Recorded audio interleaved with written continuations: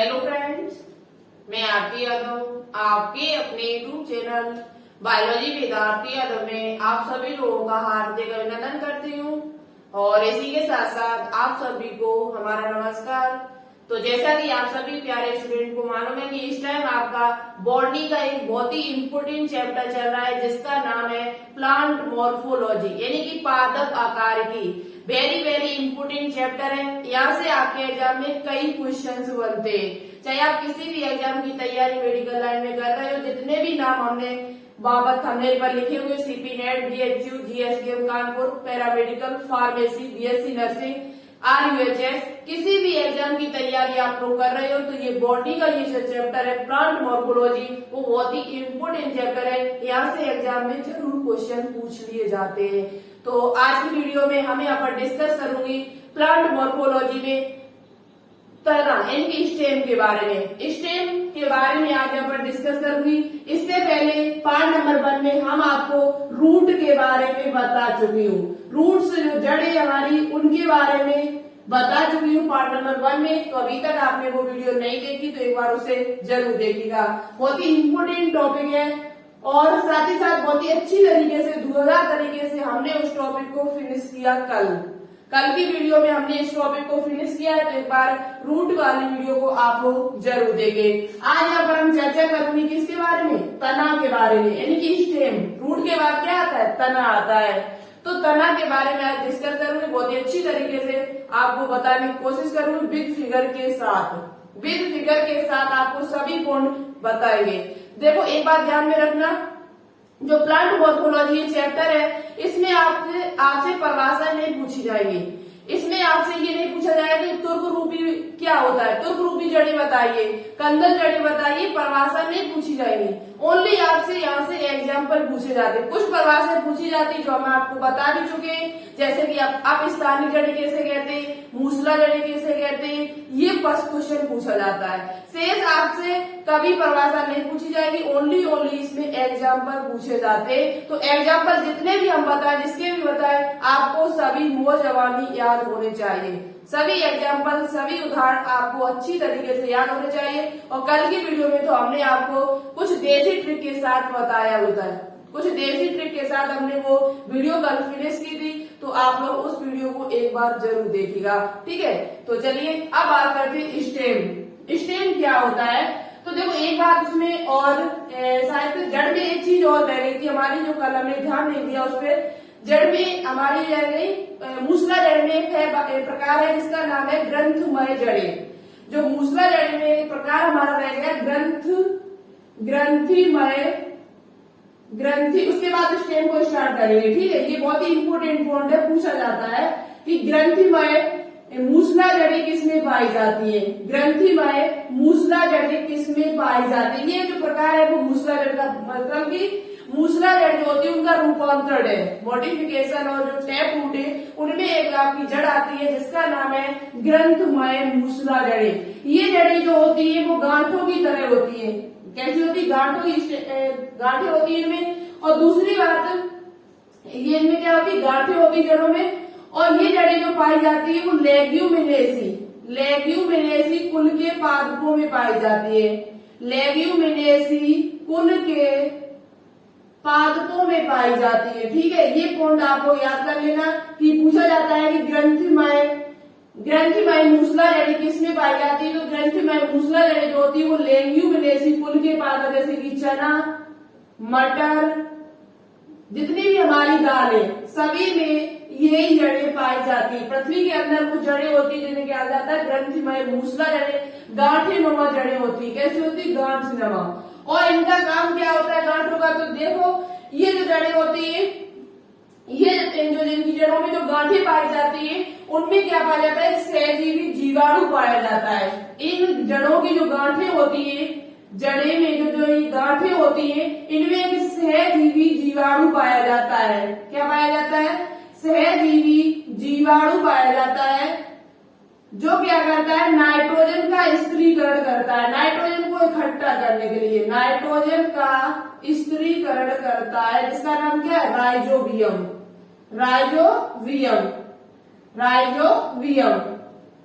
Rhizobium नाम का एक जीवाणु पाया जाता है किसकी, इनकी गांठों में।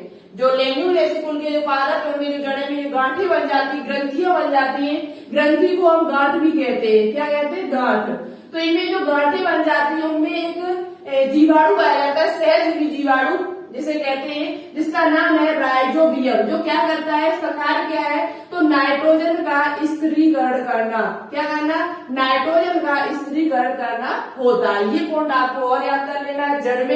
जड़ में आपसे पूछा जा सकता है कि ग्रंथमय जड़ें किसमें पाई जाती है, मूसला जड़ें, तो वो आपकी लेम्यूल वेसिकुल के जितने भी पादप है उन सभी में ग्रंथमय मूसला जड़ पाई जाती है। और ये इसका काम क्या होता है इन गांठों का, तो इनका काम है नाइट्रोजन का स्थिरीकरण करना, क्योंकि इन गांठों में राइजोबियम नाम का एक जीवाणु पाया जाता है। ठीक है, इतनी बात आपको क्लियर हो चुकी होगी। तो ये पॉइंट भी उसमें नोट डाउन कर लेना। अब बात करेंगे किस पर, स्टेम पर। किस पर बात करेंगे, स्टेम पर बात करेंगे। तना क्या होता है, तना कैसे विकसित होता है। तो कल की वीडियो में हमने आपको बताया हुआ था कि जो जड़ होता है वो किस भाग से निकल रहा था, भ्रूण के मूलांकुर भाग से विकसित होता था। भ्रूण के मूलांकुर यानी कि रेडिकल पार्ट से विकसित होता है क्या, जड़, रूट। जब भी बात करते हैं तना की, तो देखो तना का एक हम यहाँ पर पहले हम आपको छोटा सा चित्र बना देते। तना के बारे में हमने कल भी आपको बताया हुआ था।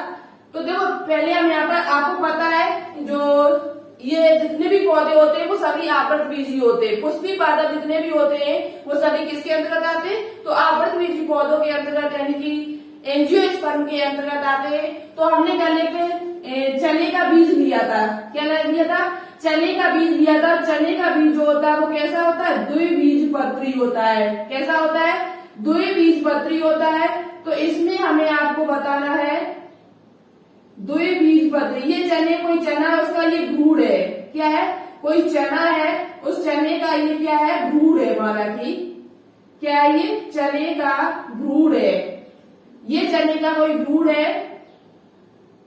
ये चना है और चना का ये बीज, और बीज के अंदर ही तो भ्रूण होगा। बीज के अंदर ही क्या पाया जाता है, भ्रूण पाया जाता है। तो इसमें आपको मेन बात हमें क्या बतानी है, वो ध्यान से सुनना। इसमें हमें आपको बताना है, वो इतना बताना है कि ये बात जो हमने आपको कल बताया था इसे कहते हैं रेडिकल। क्या कहते हैं, रेडिकल। क्या कहते हैं, रेडिकल कहते हैं। इस बात को रेडिकल, इससे आपका जड़ें विकसित होती है। क्या विकसित होती, मूलांकुर भाग से क्या विकसित होती, जड़ें विकसित होती है। जड़ें विकसित होती है। ठीक है, पूछा जाए जड़ें कहाँ से विकसित होती है, तो हमने बताया था कल की वीडियो में कि जड़ें जो होती है वो मूलांकुर भाग से विकसित होती है और जिसे कहा जाता है रेडिकल। जबकि ऊपर वाले भाग को क्या कहते हैं, ऊपर वाले भाग को कहते हैं प्यूम्यूल।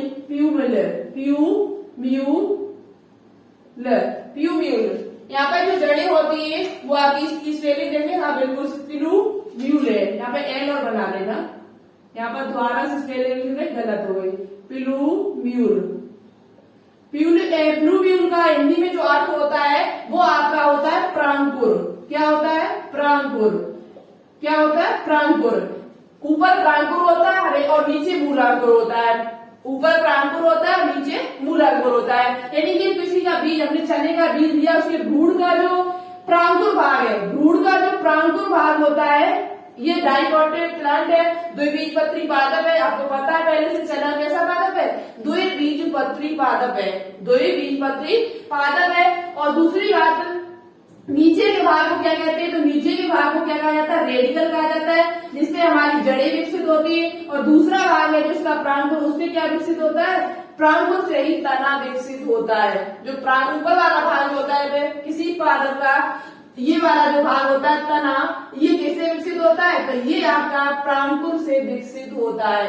किससे विकसित होता है, प्रांकुर से। तो हम यहाँ पर पॉइंट लिख रहे हैं, अच्छी तरीके से आप लोग याद कर लेना। ठीक है, मेन बात जो आपको याद करनी है यही याद करनी है कि प्रांकुर तना जो है वो कहाँ से विकसित होता है। तना जो है वो कहाँ से विकसित होता है, तो देखिए यहाँ पर पॉइंट लिख लीजिए।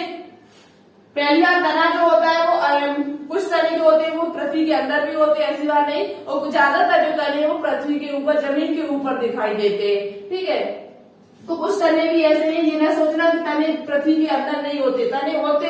अभी आगे हम डिस्कस करूंगी। तो सबसे पहले पॉइंट लिखना आपको है कि तना जो है, तना भ्रूण के प्रांकुर भाग, प्रांकुर यानी कि प्लूम्यूल, म्यूल प्रांकुर भाग से विकसित होता है। कहां से विकसित होता है? तने, जो तना होता है वो भ्रूण के प्रांकुर भाग से विकसित होता है। ये सबसे इंपोर्टेंट पॉइंट है आपके लिए। पहला जो पॉइंट आपसे एग्जाम में पूछा जाएगा वो यही पूछा जाएगा कि जड़ कहां से विकसित होती है, तो जड़ मूलांकुर भाग से विकसित होती है। जबकि तना की बात कर ली जाए तो तना भ्रूण के किस भाग से विकसित होती है? प्रांकुर भाग से, यानी कि प्लूम्यूल भाग से विकसित होती है। ठीक है, तो ये इंपोर्टेंट पॉइंट है आपके लिए। तना जो है वो भ्रूण के प्रांकुर भाग से विकसित होता है। किस भाग से विकसित होता है? तो प्रांकुर भाग से विकसित होता है। अब हमने कल की वीडियो में आपको बताया था कि जड़ों में पर्व और पर्व संधियां नहीं पाई जाती है। जितनी भी जड़ें होती हैं उनमें पर्व और पर्व संधियां, नोड्स और इंटरनोड नहीं पाए जाते, जबकि तना में पर्व और पर्व संधियां पाई जाती हैं। तो यहाँ पर एक सबसे इंपोर्टेंट पॉइंट यही है कि पर्व और पर्व यानी कि नोड और पर्व संधियां, इंटरनोड्स, नोड। अब देखो हमने कल की वीडियो में तो बताया था, आज हम फिर दोबारा से एक बार रिवाइज करा देते। पाए जाते, इनमें क्या होते हैं? इनमें पर्व और पर्व संधियां पाई जाती है। पर्व और पर्व संधियां पाई जाती है। इनमें क्या पाई जाती है? पर्व और पर्व संधियां पाई जाती है, जिसे नोड और इंटरनोड कहा जाता है। क्या कहा जाता है? नोड और इंटरनोड कहा जाता है। तो अब कहां से कैसे समझेंगे? तो ये भी हमने आपको बताया था कि ये जो पार्ट होता है, बीच वाला जो पार्ट होता है, ये वाला, इसे कहा जाता है इंटरनोड। क्या कहा जाता है? इंटरनोड्स कहा जाता है।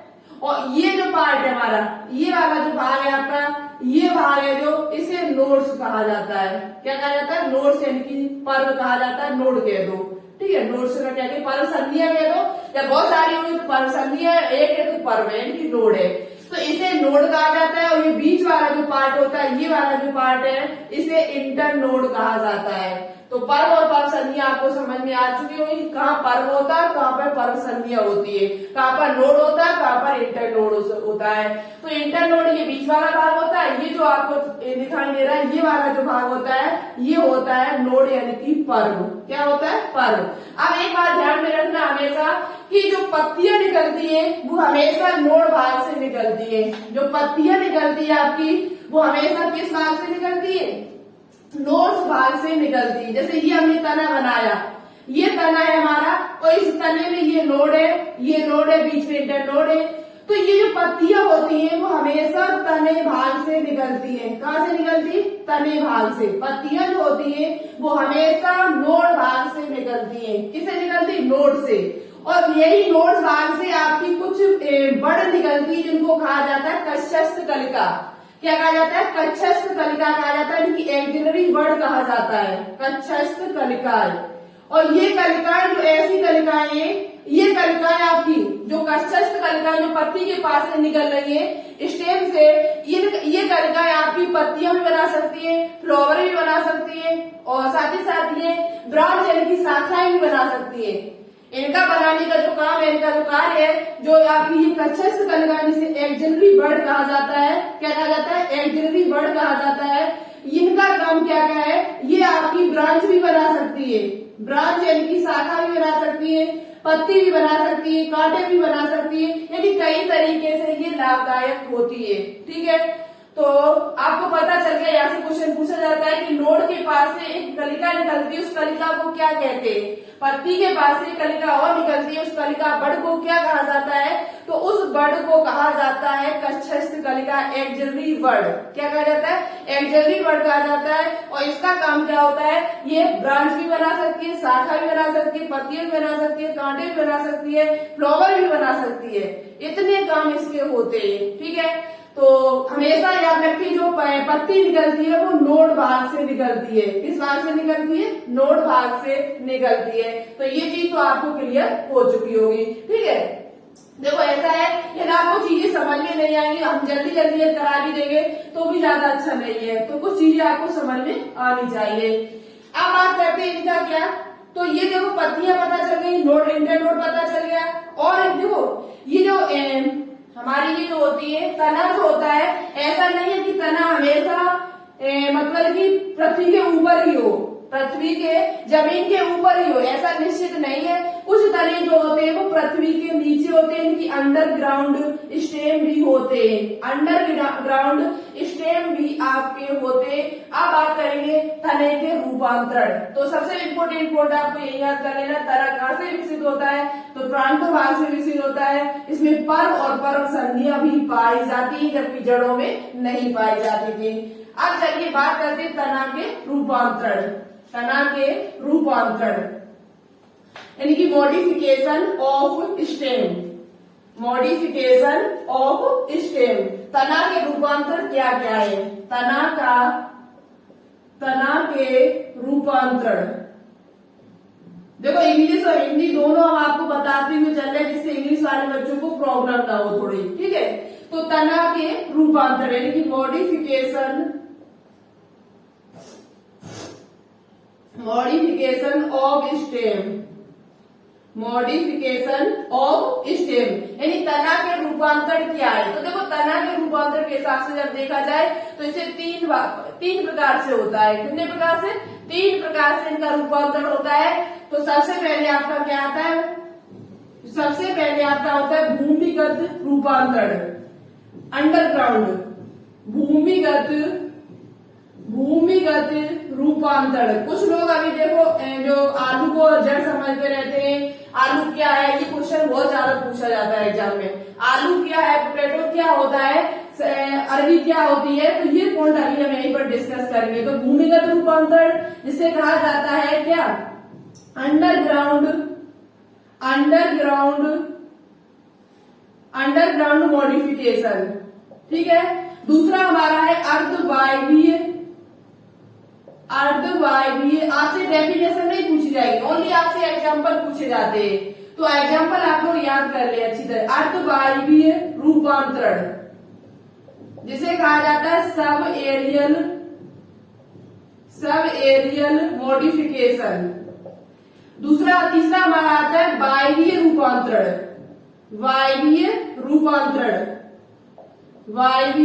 रूपांतरण जिसे इंग्लिश में कहा जाता है एरियल मॉडिफिकेशन। हम शॉर्ट में यहाँ पे मॉडिफिकेशन की स्पेलिंग लिखे देते, आप लोग पूरा लिख लेना। ठीक है, वायवीय रूपांतरण यानी कि एरियल मॉडिफिकेशन, अर्धवायवीय रूपांतरण यानी कि सब एरियल मॉडिफिकेशन, और भूमिगत रूपांतरण यानी कि अंडरग्राउंड मॉडिफिकेशन। ठीक है, तो ये तना के रूपांतरण जो है वो 3 प्रकार से होता है, भूमिगत रूपांतरण, अर्धवायवीय रूपांतरण और वायवीय रूपांतरण होता है। ठीक है, इतनी बात आपको समझ में आ चुकी होगी। अब बात करेंगे सबसे पहले अंडरग्राउंड रूपांतरण क्या है। अंडरग्राउंड यानी कि पृथ्वी के अंदर कुछ तने ऐसे होते हैं, अभी हमने आपसे बताया होगा कि तने जो होते हैं वो आपके भूमि के अंदर भी पाए जाते हैं। तने जो होते हैं वो भूमि के अंदर भी पाए जाते हैं। कुछ तने ऐसे होते हैं वो भूमि के अंदर ही अपना काम करते हैं, भूमि के अंदर ही उनका भोजन संग्रह, तने में भोजन संग्रह होता है। कुछ तने ऐसे भी होते हैं, कौन कौन से होते हैं? तो चलिए बात करते हैं, विद फिगर के साथ हम आपको दिखाते हुए चलेंगे, तो हमारे साथ समझते हुए चलना साथ ही साथ। ठीक है, तो देखो कुछ तने जो होते हैं वो आपके कैसे होते हैं? भूमिगत तने होते हैं, भूमिगत उनका रूपांतर होता है। तो सबसे पहले बात करते हैं भूमिगत रूपांतर तनों की। तो देखो भूमिगत रूपांतर तने जो होते हैं वो 4 प्रकार के होते हैं। कितने प्रकार के होते हैं? 4 प्रकार के। कौन कौन से होते हैं? चलिए बात करते हैं। भूमिगत रूपांतर जो तने होते हैं वो 4 प्रकार के होते हैं। सबसे पहले आपका कंद, दूसरे नंबर पर प्रकंद, अभी इनकी इंग्लिश भी लिखेंगे, राइजोम, और कंद को कह देते हैं इसको ट्यूबर। तीसरे नंबर पे हमारा आता है घनकंद यानी कि जिसे कहा जाता है क्या? कॉर्न। और तीसरे नंबर पे हमारा आता है सल्ककंद। सल्ककंद यानी कि जिसे कहा जाता है वर्ग। क्या कहा जाता है? वर्ग। अब देखो ये कैसे पता चला कि ये कंद जो पृथ्वी के अंदर है तो जड़ क्यों नहीं हुआ, तना क्यों है? तो देखो इनमें जब देखा गया, इनको खा के जब देखा गया, वैज्ञानिकों ने जब इनको देखा हुआ, जब जिस किसी ने देखा हो सबसे पहले, उन्होंने जब देखा उस तने को तो उसमें पर्व और पर्व संधियां पाई जाती है। पर्व और पर्व संधियां किसका लक्षण है? तने का। पर्व और पर्व संधियां जो लक्षण है वो किसका लक्षण है? तने का लक्षण है। नोड और इंटरनोड जो लक्षण है वो किसका होता है? तने का होता है। जड़ों में तो पाए नहीं जाते। तो इनको जब देखा गया तो इनमें पर्व और पर्व संधियां पाई गई। तो अच्छा यही से आइडिया लग गया होगा कि अच्छा ये तना नहीं है, बल्कि ये जड़ नहीं है, बल्कि ये तना है। क्या है? ये पृथ्वी के अंदर जो तने होते हैं वो तने हैं। जो पृथ्वी के अंदर जो आपके तने हैं वो तने हैं। और इन तनों में ही क्या होता है? भोजन संग्रह हो जाता है। ठीक है, जो आपके हमने उदाहरण आपको बताए हुए। तो इधर देखना, इधर आपको फिगर भी दिखाई देंगे कुछ, जैसे कि आलू का दिखाई। तो आप सबसे बात करते हैं भूमिगत रूपांतरण में। भूमिगत रूपांतरण में इनके उदाहरण आपको अच्छे से याद करने हैं, उदाहरण पूछे जाते हैं। तो कंद यानी कि ट्यूबर में हमारा आता है आलू। क्या आता है? आलू। आलू में आपने इस प्रकार से देखा होगा, आलू में आई पाई जाती है। आलू में क्या पाई जाती है? आई पाई जाती है, यानी कि आंखें पाई जाती है। और यहाँ पर इनमें बड़ भी पाए जाते हैं। बड़ पाए जाते हैं, कलिका निकलती है, आपने देखा होगा। तो ये कलिका से ही नई कलिका और निकलती, नए पादप का निर्माण फिर होता है। इन आई से फिर नए पादप का निर्माण होता है। तो आलू जो है वो आपका तना, आलू जो होता है वो जड़ नहीं है बल्कि तना है। जड़ न होके ये क्या है? तना है, क्योंकि इसमें हमारी कक्षस्थ कलिकाएं पाई जाती है। ये भूमि के अंदर शाखाओं के सिरे फूलकर गोलाकार हो जाते हैं। जो आलू होता है उसके जो भूमि के अंदर जो शाखाएं होती हैं वो उनके सिरे जो होते हैं वो फूलकर कैसे हो जाते हैं? गोलाकार हो जाते हैं। जो भूमि के अंदर जो शाखाएं हैं वो फूलकर कैसे हो जाती है? बहुत सारे आपने देखे एक आलू निकले होते हैं। ठीक है, फूलकर कैसे हो जाती? आलू का रूप धारण कर लेती है। तो इनको कहा जाता है क्या? ये तना है। और तना के साथ साथ ये हमारी क्या होती है? ये तने के साथ साथ ये हमारी कंद का प्रकार है। किसका प्रकार है? कंद का प्रकार है। तो मेन बात आपको जो याद करनी है वो ओनली इतना याद करना है, बेफालतू कुछ को डिस्कस नहीं करेंगे। ठीक है, चलिए बात करते हैं अब। तो देखो कंद में हमारा आलू आता है। प्रकंद में आपकी क्या आती है? तो प्रकंद में आपका आती है क्या? अदरक और हल्दी। अदरक यानी कि जिंजर और दूसरे नंबर पे आपकी आती है हल्दी। क्या आती है? हल्दी यानी कि टर्मेरिक। और हल्दी के बाद अब आपको याद करना है कि भूमिगत तने में जो प्रकंद है, प्रकंद में हमारा क्या आता है? अदरक और हल्दी। अदरक और हल्दी ये आपके प्रकंद में आते हैं। आपको पता है ये जो शाखित होते हैं, मांसल होते हैं, भूमि के अंदर क्षैतिज अवस्था में मिलते हैं। जो अदरक और जो हल्दी होते हैं वो भूमि में आपको कैसे मिलते हैं? क्षैतिज अवस्था में मिलते हैं। और इनमें इस प्रकार से हम फिगर लगा देंगे, ऊपर फिगर आपको मिलेगा। इस प्रकार से इनमें नोड और इंटरनोड पाई जाती है। जब नोड इंटरनोड है तो क्या होगा? तना ही तो होगा। तो ये नोड है, बीच वाला भाग क्या होगा? इंटरनोड होगा। ये माना कि अदरक का चित्र है, इसका चित्र है अदरक का, तो ये इंटरनोड होगा। क्या होगा? इंटरनोड। तो नोड और इंटरनोड जब पाए जाते हैं तो ये मांसल होता है और पृथ्वी में क्षैतिज अवस्था में फैला हुआ होता है। तो यही से पता लग गया कि अच्छा ये जड़ नहीं है बल्कि क्या है? तना है। जड़ नहीं है बल्कि ये क्या है? तना है। तो ये इंटरनोड है और ये इसका क्या है? नोड है। और ये अदरक का चित्र है। तो यहाँ से आपको पता चल गया कि प्रकंद के अंतर्गत क्या क्या आता है। तो प्रकंद के अंतर्गत आपका अदरक और हल्दी आती है। अदरक और हल्दी जो होती है वो प्रकंद के अंतर्गत है। जबकि घनकंद की बात की जाए तो इसमें अरबी आती है। क्या आती है? अरबी यानी कि घुइया कह सकते हैं। साथ ही साथ सल्ककंद की बात कर लिया तो आपने देखा होगा प्याज और जो लहसुन होते, प्याज और जो लहसुन है, प्याज और लहसुन ये दोनों ही आपके सल्ककंद में आते हैं। इनकी आपने देखा होगा प्याज और सल्ककंद में इनकी जो जड़ें होती है वो डिस्क नमा होती है। कैसी होती है? डिस्क नमा जड़ें होती है। और इनके ऊपर कुछ सल्के सी निकली होती है। क्या निकली होती है? कुछ सल्कों सी निकली होती है। जो हमारे क्या है तना भाग है, और ये जो खाने के योग्य है, क्या है खाने के योग्य भाग होता है, इनकी कुछ सल्के सी निकलनी होती है, ठीक है। और आपने देखा होगा प्याज में क्या होती है, प्याज और लहसुन में सल्के पाई जाती है, उनकी पतली पतली पन्नी से उनके ऊपर ऐसे चढ़ी होती है, तो सल्के चढ़ी होती है, परत चढ़ी होती है। तो यहाँ से आप याद कर सकते हो सलग अंग में प्याज और लहसुन आता है, प्याज और लहसुन आता है। तो ये चारों उदाहरण आपके लिए इम्पोर्टेंट है, आप लोग याद कर लेना, ठीक है। सल्क अंग में क्या होता है, तना इनका होता है वो डिस्क के समान होता है, चारा और मांसल सल्क पत्र पाए जाते हैं, फ्रेसी स्केल पाए जाते हैं, जैसे कि आपका प्याज और लहसुन, क्या होता है प्याज और लहसुन। तो ये चीज आपको समझ में आ चुकी होगी, ठीक है। तो ये इम्पोर्टेंट है यहाँ पर आपसे भूमि, और ये सभी कहाँ पर होते हैं, भूमि के अंदर, ये सभी आपके कहाँ होते हैं, भूमि के अंदर होते हैं, भूमि के अंदर होते हैं, इसलिए इनको भूमिगत तना कहा जाता है। क्या कहा जाता है, भूमिगत तना कहा जाता है। इन पर नोड और इंटरनोड पाए जाते हैं, इसलिए इनको तना कहा गया है, ठीक है। अब आपको क्लियर हो चुका होगा, तो ये स्क्रीनशॉट लेना चाहते हो तो ले लीजिएगा, ठीक है।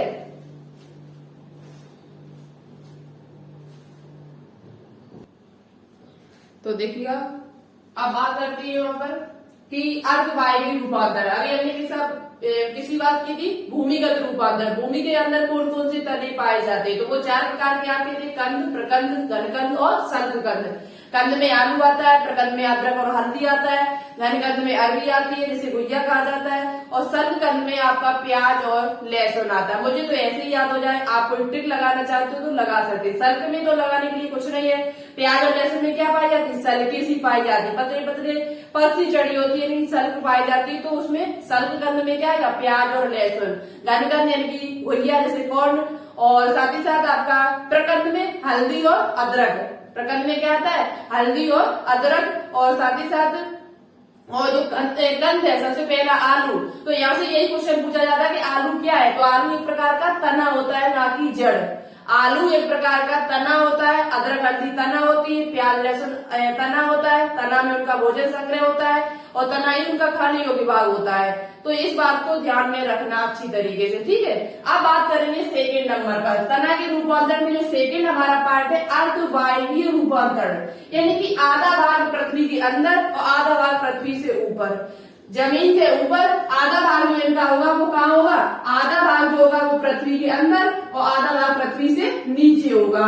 अर्धवायवीय पृथ्वी के अंदर भी हो सकता है और पृथ्वी के ऊपर भी हो सकता है, ठीक है। तो ऐसे तनों को क्या कहा जाता है, अर्धवायवीय रूपांतर कहा जाता है।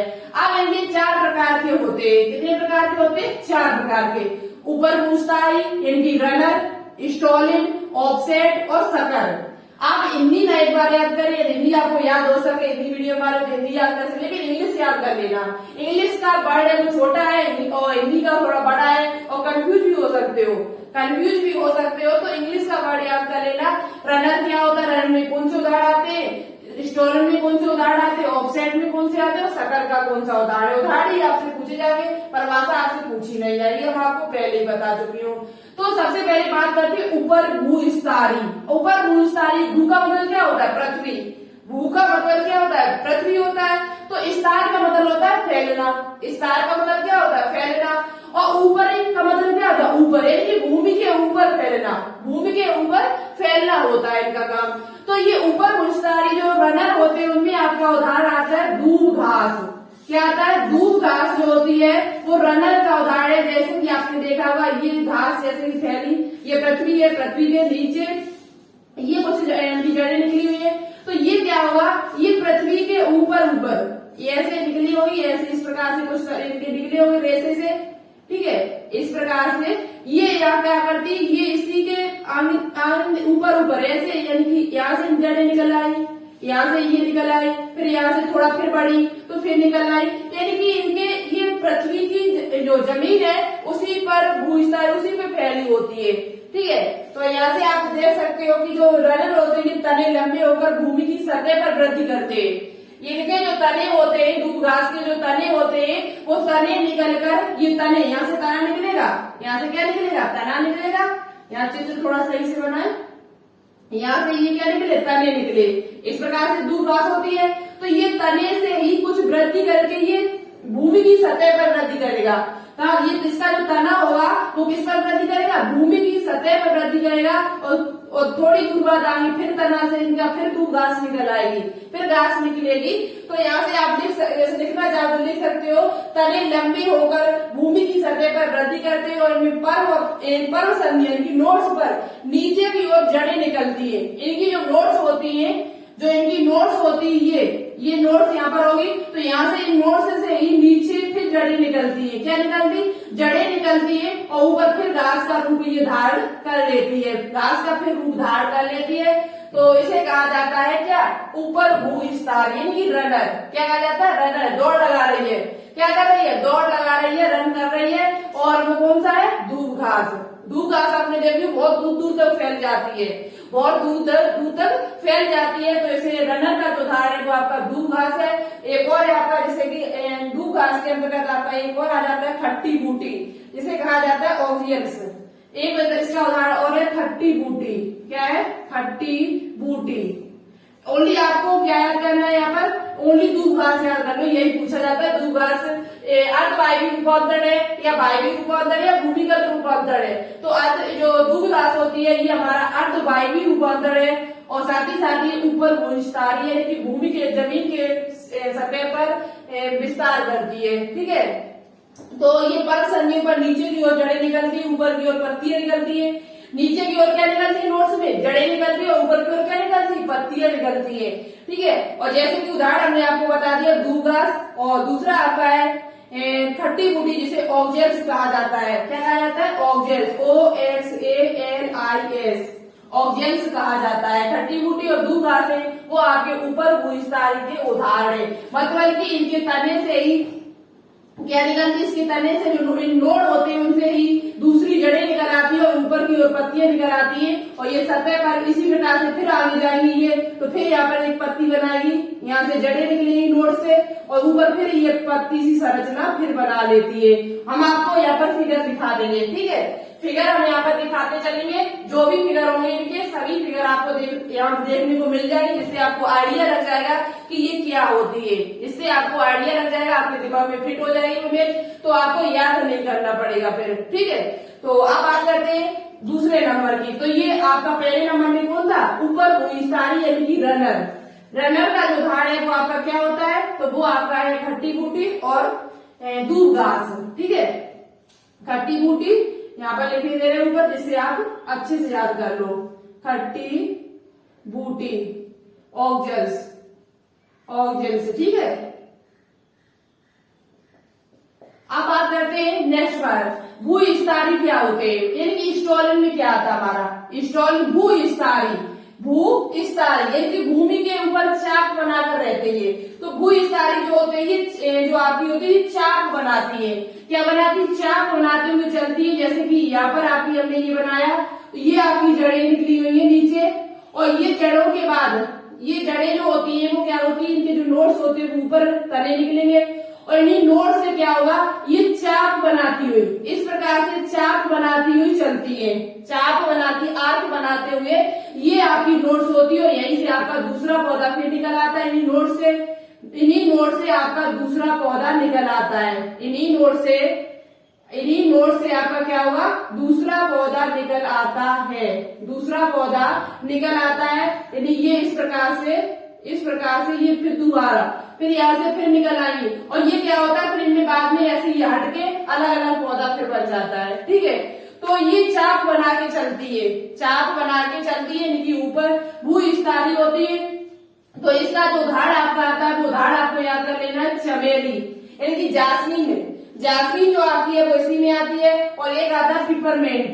चमेली यानी कि जासमीन, और दूसरा जो आपको उदाहरण याद करना है वो याद करना है किसका, पिपरमेंट।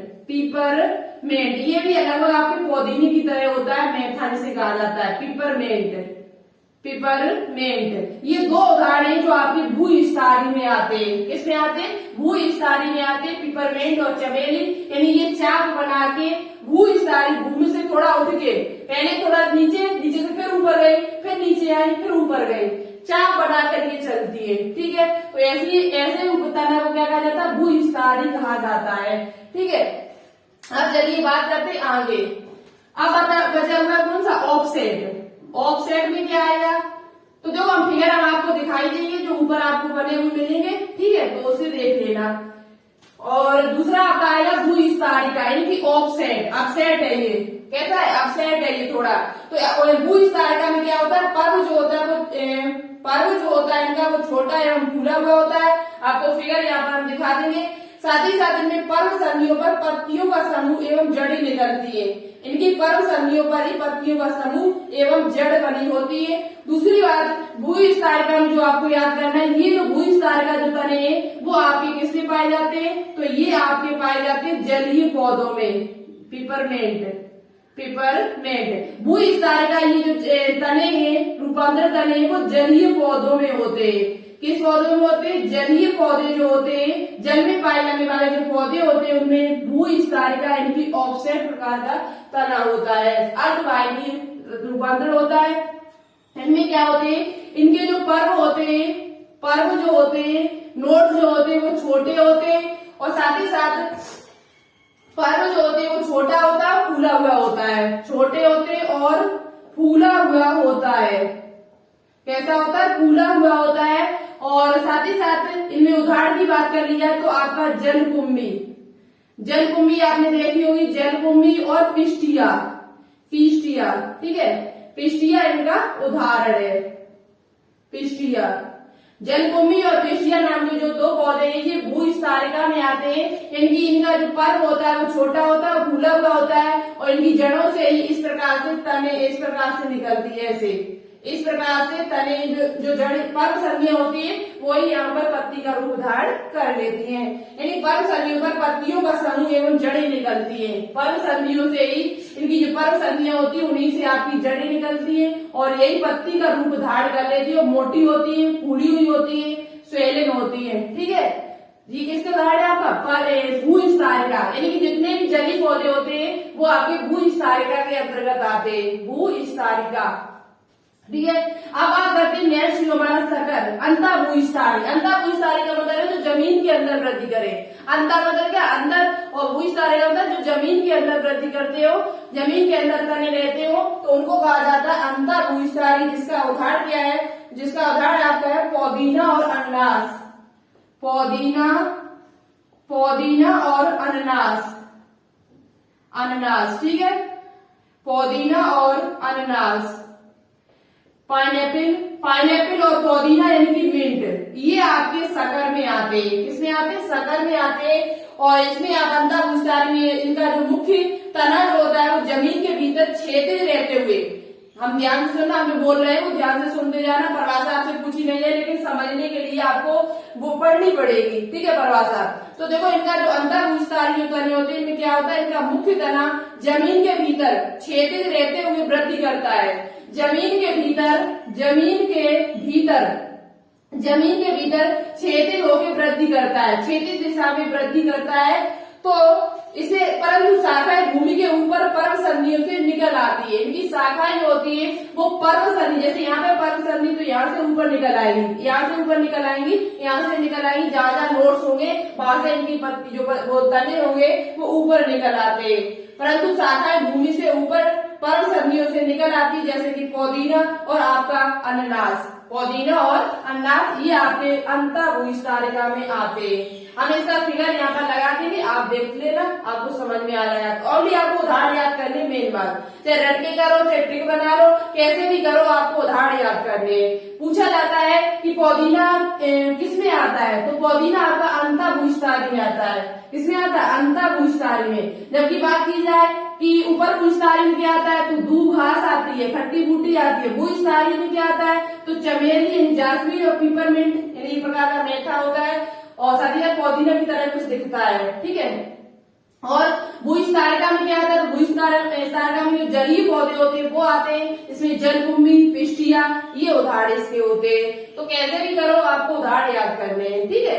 तो अब चलिए लास्ट आपका बचा हुआ जिसका नाम है वायवीय रूपांतर, यानी कि ऐसे तने जो वायवीय यानी कि वायु में है, वो पृथ्वी के अंदर, उनका पृथ्वी से कोई लेना देना नहीं होता है, पृथ्वी से उनका कोई लेना देना नहीं है, वो वायवीय होते हैं, एरियल मॉडिफिकेशन होता है उनका। तो चलिए अब बात करते हैं आगे किसकी, वायवीय की। वायवीय रूपांतरण, वायवीय रूपांतरण। देखो चीजें समझने के लिए आपको फिगर देखने पड़ेंगे, फिगर यदि आप लोग देख लेते हो तो आपको कुछ चीजें क्लियर भी हो जाएंगी। ठीक है, तो सबसे पहले यहाँ बात करते हैं वायवीय। तीसरे नंबर पे हमारा जो रूपांतरण आपने बताया वो आपका कौन सा है, वायवीय, एरियल। ठीक है, एरियल मॉडिफिकेशन। तो देखो एरियल मॉडिफिकेशन में तो देखिएगा, आप बात करते हैं तीसरे नंबर वाले पे। तीसरा नंबर हमारा क्या आता है, सॉरी थोड़ा शोर हुआ। तो देखो तीसरे नंबर पे हमारा आता है तना के रूपांतरण में वायवीय रूपांतरण। कौन सा रूपांतरण, वायवीय रूपांतरण, यानी कि जो बाहर की साइड आपका है, पृथ्वी से ऊपर है, तो इसमें सब ये जो होता है वो 4 प्रकार से होता है। कितने प्रकार से होता है, 4 प्रकार से। सबसे पहले आपका स्तंभीय तंतु, पड़ाव स्तंभ यानी कि फाइल, एक होता है स्टेम टेंड्रल, दूसरा होता है पड़ाव स्तंभ यानी कि फाइलोक्लेड, तीसरा होता है हमारा पड़ाव पर्व यानी कि क्लोडोड, और चौथा हमारा होता है स्तंभ कंटक यानी कि स्टेम थॉर्न। यानी ये वायवीय रूपांतरण है वो 4 तरीके से होता है। कितने, 4 तरीके से।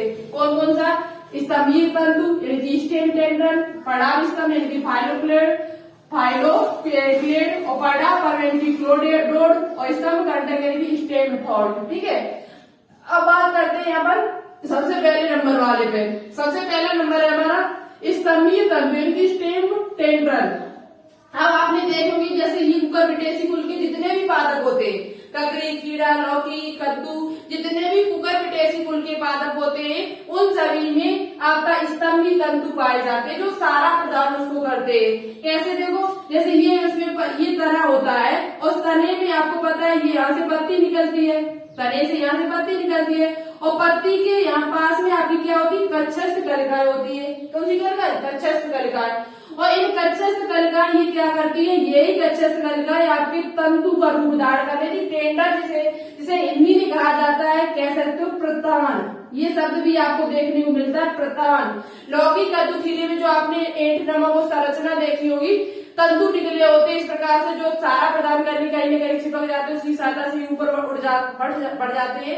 किसी दीवार पे फोड़े हैं तो दीवार या कांटे पे फोड़े तो कांटे में प्रतान आपने देखे होंगे। इस प्रकार से संरचनाएं बना लेते, इस प्रकार से ऐसी संरचना आपने देखी होगी। देखी कि नहीं देखी, तो इनको प्रतान कहा जाता है। क्या कहा जाता है, प्रतान कहा जाता है इस प्रकार से। और ये सारा प्रदान करते हैं जो कच्छस्थ कलिकाओं से निकलती है। कहां से निकलती है, कच्छस्थ कलिकाओं से, जिन्हें तंतु या टेंड्रल या प्रतान कहा जाता है। ठीक है, तो ये जो होती है कद्दू में, लौकी में देखा होगा, खीरा में देखा होगा, उनमें जो नाद होते हैं उनके, उनमें ऐसा आपने देखा होगा। ठीक है, गाँव की भाषा में क्या कहा जाता है, तो ये तो इनमें ऐसे आपने कुछ कुंडली नमा देखी होगी, तो उनको क्या कहा जाता है, प्रतान कहा जाता है। वो भी आपका क्या होता है, स्टेम से निकला हुआ होता है। किससे निकला हुआ था, स्टेम से निकला हुआ भाग होता है। तो ये जो होते हैं वो स्तंभीय तंतु कहे जाते हैं। कैसे तंतु, स्तंभीय तंतु। तो इनमें उदाहरण देखते हैं, उदाहरण क्या क्या हमारे आते हैं, स्तंभीय तंतु में होगी आपको उदाहरण तो देखने। तो इनमें स्तंभीय तंतु में आप कह सकते हैं इनका कच्छस्थ कलिकाएं शाखा न बनाकर, कच्छस्थ कलिकाएं में जो होती है वो शाखा न बनाकर क्या बनाती है, तंतु बनाती है, और पौधे को सारा देने का कार्य करती है। जैसे कि अंगूर, जैसे कि आपका क्या हो जाएगा, अंगूर, और जितने भी कुकुरबिटेसी कुल के पादप, जितने भी कुकुरबिटेसी कुल के पादप, कुकुरबिटेसी कुल के पादप, कुकुरबिटेसी कुल में हमारा क्या क्या आ जाएगा, जैसे लौकी है, लौकी, खीरा, कद्दू, ये ककड़ी, ये सभी हमारे किसमें आते हैं, कुकुरबिटेसी कुल में के पादप है। और इन सभी में कौन सा तंतु होता है, कौन सा तना होता है, वायवीय तना होता है। और साथ ही साथ इनमें स्तंभीय तंतु होते हैं, इनकी स्टेम टेंड्रल इनमें पाए जाते हैं, प्रतान पाए जाते हैं। जो कच्छस्थ कलिकाएं होती है वो शाखा न बनाकर क्या बनाती है, तंतु बना लेती है, इनकी एक प्रकार का तंतु बना लेती है, जो इन्हें क्या कहते हैं, सारा प्रदान करने में सहायक होती है। नेक्स्ट आता है पड़ाव स्तंभ, फाइलोक्लेड में आपका क्या आता है, तो फाइलोक्लेड के बारे में समझ लीजिए थोड़ा। पड़ाव स्तंभ क्या होता है, इस प्रकार के रूपांतरण में तना मासल पत्ती के रूप में, मासल पत्ती के रूप में, यानी मासल पत्ती के रूप में होती है। किस पत्ती के रूप में, मासल पत्ती के रूप में। इस प्रकार से इनकी पत्तियां सी होती है मासल पत्ती के रूप में। जो नर्व फली आपने देखी होगी, नागफनी के अंदर आपने देखोगे कांटे से होते हैं, क्या होते हैं, कांटे होते हैं। नागफनी में क्या होते हैं, कांटे होते हैं, आपने देखे होंगे। तो ध्यान से सुनना हमारी बात को। इस प्रकार के रूपांतर तना मांसल पत्ती के रूप में रूपांतरित होकर जो तना होता है इनका, जो तना इनके निकलते हैं वो मांसल पत्ती का रूप धारण कर लेते हैं। पत्ती तना ही पत्ती का काम करने लगता है, तना ही पत्ती का काम करने लगता है और मांसल पत्ती के समान रूपांतरित होकर चपटा हरा हो जाता है और पत्ती के समान कार्य करता है, जैसे कि नागफनी। नागफनी में जो स्तंभ पाया जाता है वो पर्णाव स्तंभ होता है। पर्ण यानी कि पत्ती, जो स्तंभ होता है, जो तना होता है वो पत्ती का रूप धारण कर लेता है। मेन बात ये है, जो इनका तना होता है वो किसका रूप धारण कर लेता है, पत्ती का रूप धारण करके चपटा कैसा हो जाता है, चपटा हरा रूप धारण कर लेता है, जो पत्ती के समान कार्य करता है। पत्तियों में क्या पाए जाते हैं, कांटे पाए जाते हैं, जो क्या करते हैं, श्वसन में भी सहायक होते हैं। तो ये इसका उदाहरण हमारा हो जाएगा नागफनी। क्या हो जाएगा, नागफनी। नागफनी आपको दिखाई दे रहा होगा शायद हमारे हिसाब से। पड़ाव स्तंभ यानी कि फाइनोप्लेट में हमारा आएगा नागफनी। क्या आएगा, नागफनी। ठीक है, एक उदाहरण और लिख सकते हैं, यूकोफोर्बिया, ये आपसे पूछा नहीं जाएगा, सिर्फ ये पूछा जाएगा कि नागफनी जो है वो आपका किस में आता है, किस स्तंभ का उदाहरण है, तो पर्णाव स्तंभ का उदाहरण। आप बात करते हैं पर्णाव पर्व की, तो पर्णाव पर्व में हमारा आएगा जैसे कि आपका होता है कि जब कच्चस कलिकाएं के स्थान पर निश्चित वृद्धि करने वाली हरी पत्ती के समान, हम यहाँ पर चित्र लगा देंगे सभी के, देख लेना आप लोग। कच्चस कलिका के स्थान पर निश्चित वृद्धि करने वाली पत्ती हरी पत्ती के समान रचना जैसी शाखा बढ़ाई जाती है और यह केवल एक पर्व से बनी होती है। मेन बात आपको याद करना है कि पर्णाव पर्व जो होती है वो कच्चस कलिका के स्थान पर निश्चित वृद्धि करने वाली हरी पत्ती बना लेती है। इस प्रकार से जो कच्चस शाखाएं निकलेंगी, जो शाखाएं इसमें निकलेंगी, यहाँ पर जो शाखा यहाँ पर, चलिए इसे बनाते हैं थोड़ा, जो शाखाएं आपकी निकलेंगी वो क्या करेंगी, जो कच्चस कलिकाएं निकली, कच्चस कलिकाएं जो निकलेंगी वो ये क्या कर लेंगी, वृद्धि करके पत्ती का रूप ये भी धारण कर लेती है। बहुत सारी पत्तियां इनमें पाई जाती है। ठीक है, यही तो कच्चस कलिका के स्थान पर निश्चित वृद्धि करने वाली हरी पत्ती के समान संरचना दिखाई देती है। इनके ये पर्व ही पत्ती में बदल जाते हैं, इनके पर्व जो नोड होते हैं वो पत्ती में बदल जाते हैं। जैसे कि आपको याद कर लेना है रसकस, क्या नाम है इसका, रसकस। रसकस एक पादप का नाम है रसकस, ये आपको उदाहरण याद करना है, रसकस। लास्ट नोड बात करते हैं स्तंभ कंटक। कंटक का मतलब है थॉर्न यानी कि कांटे, जिनमें कांटे पाए जाते हो, जिनमें क्या पाए जाते हैं, जिनका जो स्तंभ जो होता है, जो तना होता है वो कांटे का रूप धारण कर ले।